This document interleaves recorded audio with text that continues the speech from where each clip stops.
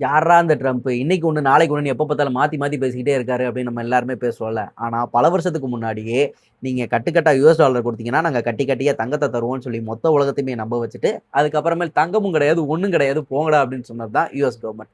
ஆனா அப்படி சொன்னதுக்கான ரீசன் என்ன அப்படிங்கறத இந்த வீடியோல நம்ம பார்ப்போம். 1971 வரைக்குமே ஒரு அவுன்ஸ் தங்கத்தோட பிரைஸ் வெறும் $35 அப்படின்னு சொல்லிட்டு தான் இருந்துச்சு. ஆனா அதே சமயத்துல யுஎஸ் கவர்மெண்ட் வியட்நாம் வாருக்காகவும் அது மட்டும் இல்லாமல் அவங்க நாட்டோட வளர்ச்சிக்காகவும் கட்டா யுஎஸ் டாலரை பிரிண்ட் பண்ண ஆரம்பிச்சாங்க. இதெல்லாம் பார்க்கும்போது மொத்தத்தை உலகத்துல இருக்க எல்லா கண்ட்ரிஸும் ஒரு மாதிரி பயப்பட ஆரம்பிச்சிட்டாங்க. இவன் என்னடா இவங்கிட்ட இருக்க தங்கத்தோட கையிருப்புக்கு விட அதிகமா வந்துட்டு யுஎஸ் டாலரை பிரிண்ட் பண்ணிட்டு இருக்கான் அப்படின்னு இப்படி பண்ணான்னா யுஎஸ் டாலரோட வேல்யூ குறைஞ்சு போயிடும் அப்படின்னு சொல்லிட்டு எல்லாருமே பயந்தாங்க. அதனால எல்லா கண்ட்ரிஸும் என்ன சொல்ல ஆரம்பிச்சிட்டாங்கன்னா இந்தாப்பா புடிச்சுக்கப்பா யுஎஸ் டாலரை தங்கமா திருப்பி கொடுத்துரு அப்படின்னு சொல்லி கேட்க ஆரம்பிச்சிட்டாங்க.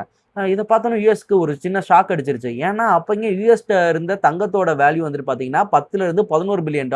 ஆனா அதே சமயத்துல உலகத்துல இருந்த யுஎஸ் டாலரோட வேல்யூ பாத்தீங்கன்னா 50ல இருந்து $60 பில்லியன்.